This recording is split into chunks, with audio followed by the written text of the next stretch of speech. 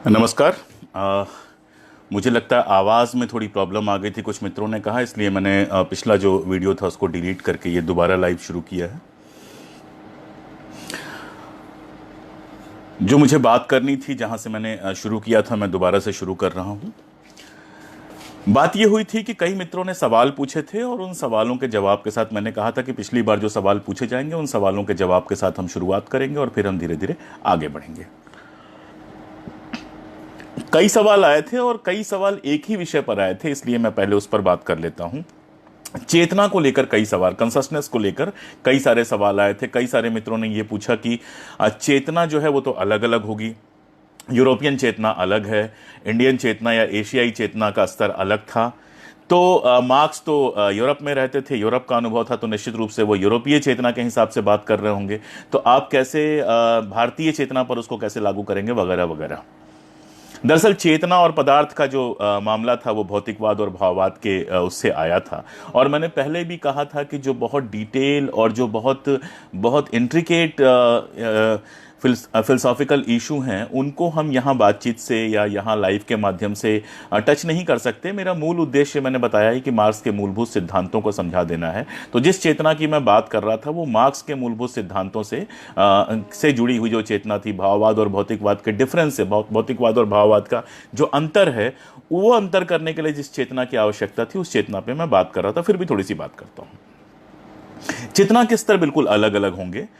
एक उदाहरण के साथ हम लोग बात शुरू करते हैं। वो उदाहरण हम एक गांव का लेते हैं और हम मानकर चलते हैं कि उस गांव में एक दो ब्राह्मण परिवार मान लीजिए हैं। एक ब्राह्मण है जो बेहद पढ़ा लिखा है, जिसने उपनिषद, वेद वगैरह वगैरह सब पढ़ लिया है, संस्कृत जानता है वगैरह वगैरह। और दूसरा ब्राह्मण है जो पूजा पाठ कराता है, छोटा मोटा शादी ब्याह में जाके वो पूजा पाठ कराता है, कथा बाँच लेता है, संस्कृत उसको नहीं आती है लेकिन काम चला लेता है, और इस तरह का ब्राह्मण है वो। अब देखिए दोनों के बीच में फर्क क्या होगा। चेतना के स्तर का फर्क होगा। एक जब अपने तर्क देगा, एक जब अपनी सारी बातें करेगा, तो वो सारा वेद पुराण उपनिषद उन सबको लेकर आएगा, वहां से उदाहरण देकर अपनी बात को पुष्ट करेगा। दूसरा जो कम पढ़ा लिखा ये पूजा पाठ कराने वाला ब्राह्मण है, वो जो है किस्से कहानियों से हो सकता है बात करे, बहुत ब्लंट होकर बात करे, उसके पास वेदों पुराणों उपनिषदों से उस तरह के उदाहरण ना हो। यह हो गया चेतना का स्तर का फर्क। लेकिन जो मैं कहना चाह रहा था वो क्या, दोनों ही तरह के ब्राह्मण अपने अपने तरीके से किसके पक्ष में खड़े होंगे या किसके पक्ष में खड़े दिखाई देते हैं हमें? चार वर्णों की व्यवस्था के पक्ष में। यानी दोनों ही ब्राह्मण, एक ब्राह्मण पुराण उपनिषद और बाकी जगहों से तर्क लेकर आएगा और उन तर्कों से यह सिद्ध करेगा कि चार वर्णों की व्यवस्था सबसे अच्छी होती है और ब्राह्मण जो होते हैं वो सबसे ज्यादा पढ़े लिखे होते हैं और सम्माननीय होते हैं, दलितों को अधिकार नहीं मिलना चाहिए वगैरह वगैरह। डिट्टो यही बातें, सिमिलर बातें दूसरा ब्राह्मण करेगा जो भदेश भाषा में, स्थानीय भाषा में करेगा, जहां उसके पास वेद पुराण उपनिषद के उदाहरण नहीं होंगे। तो आप देखिए चेतना का स्तर अलग अलग है लेकिन बात दोनों एक ही कर रहे हैं, दोनों की ट्रेनिंग एक ही हुई है। ऐसा मैंने पिछली बार आपसे बात करते हुए कहा था कि संभव है एक व्यक्ति ने मनुस्मृति ना पढ़ी हो लेकिन वो मनुस्मृति के नियमों को पूरी तरह से अपने जीवन में लागू कर रहा हो। दूसरा व्यक्ति हो सकता है कि उसने इतिहास पुराण सब कुछ पढ़ा हो, मनुस्मृति भी पढ़ी हो और वो भी अपने जीवन में उन चीजों को लागू कर रहा हो। तो चेतना का स्तर अलग अलग होने के बावजूद पक्षधरता दोनों की एक जगह जाकर इकट्ठा हो जाती है। ऐसे ही जब आप यूरोप और हिंदुस्तान में तुलना करते हैं तो चेतना का स्तर अलग अलग होने के बावजूद वहां भी भाववाद के समर्थन करने वाले लोग हैं, वहां भी भाववादी दर्शन थे और यहां भी भाववादी दर्शन है।